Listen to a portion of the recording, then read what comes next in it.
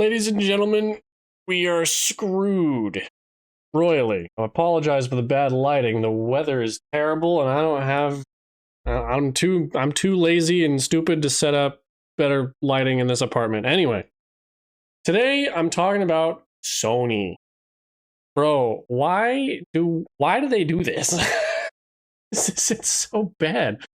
This I just learned about this weekend. This new policy change coming to Sony's PlayStation 4 and 5 updates. I think it's going to be this summer. I think it's going to be June or July, somewhere around there. That's what I heard. But we're going to get into this here in a second.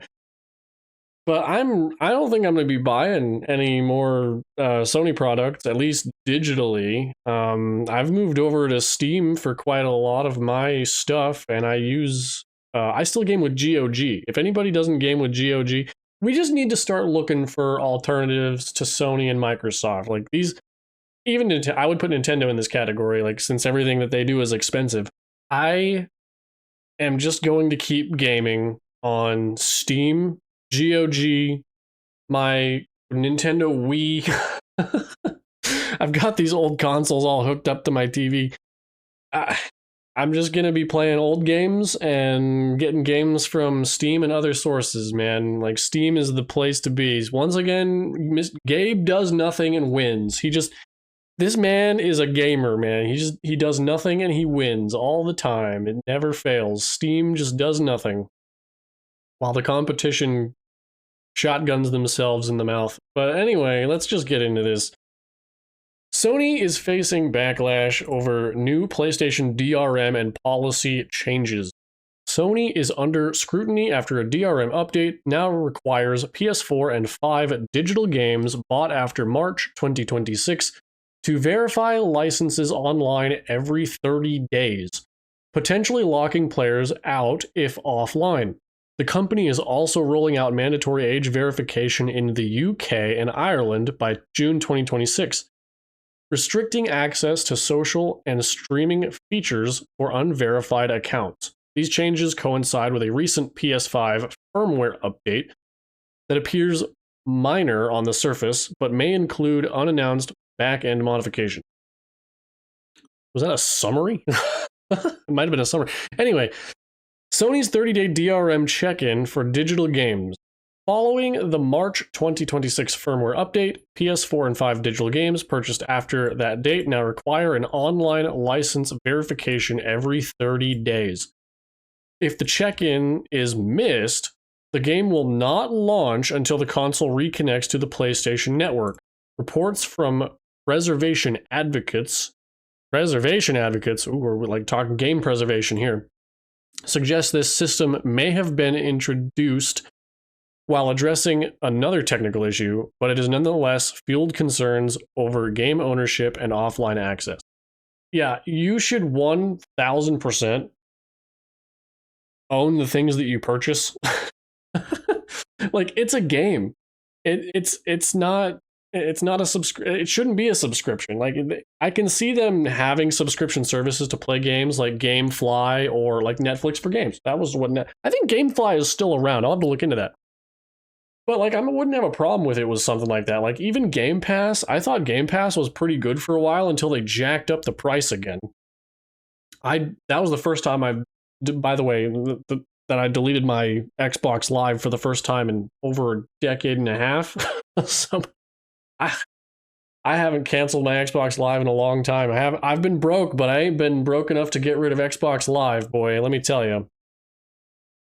So, why the DRM policy matters for gamers. The 30-day verification requirement has intensified debates about digital ownership, as players can lose access to games they bought if they cannot connect online. This has bolstered support for physical media and campaigns advocating for consumer-friendly measures. Like, stop killing games. I'm all about stop killing games. I love that stuff. I'm in the US, but like, I'm in the US, howdy. As if you couldn't tell. But yeah, so they're in the EU, but like, I fully support stop killing games. I think we need something like that to happen so that we can stop having our crap taken away from us. Let's get into the age verification rollout. Adds another layer of change. I'm not a huge fan of this. Like, if you can't parent your kid, just don't be getting them consoles.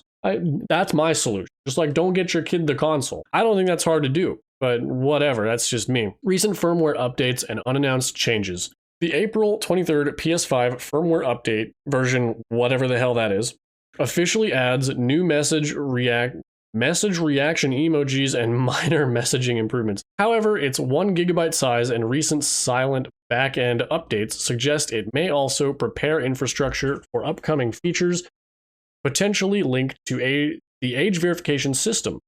Beta testers have additionally trialed a redesigned home screen, indicating that more substantial changes could be on the horizon. Yeah, so I mean, I don't care about like emojis and stuff or whatever, that's fine. I really only care about the DRM stuff. Like if I purchase a game, what if I go on vacation? Huh? Like what if I go on vacation? Does Sony think about these things?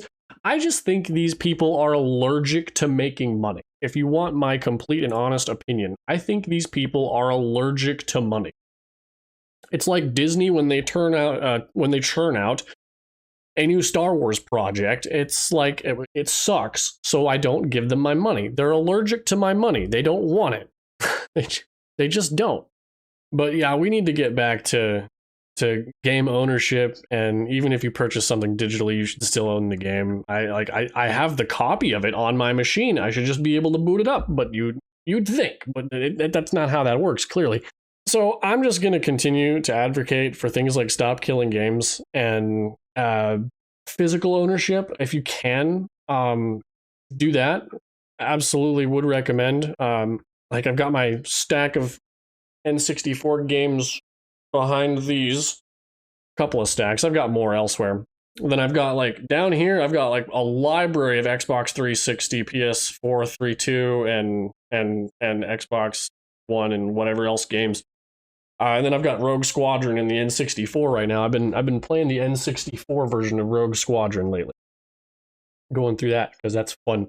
But yeah, old games and playing games on services that don't have DRM.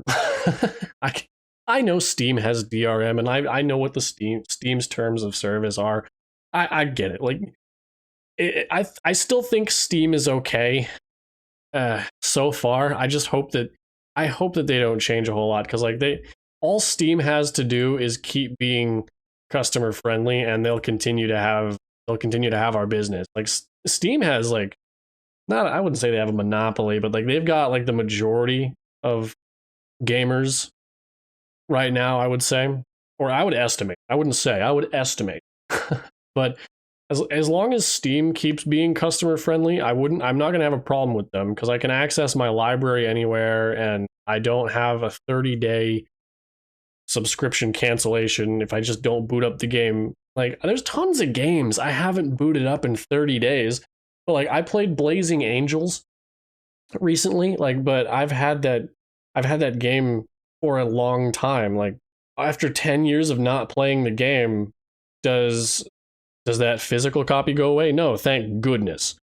So I'm just going to continue recommending that we look for alternatives and steadily move away from the subscription services and the subscriptions and whatever else, or the people that sell us DRM. Like, these things are kind of bonkers to me, man. But yeah, get out of here and be good.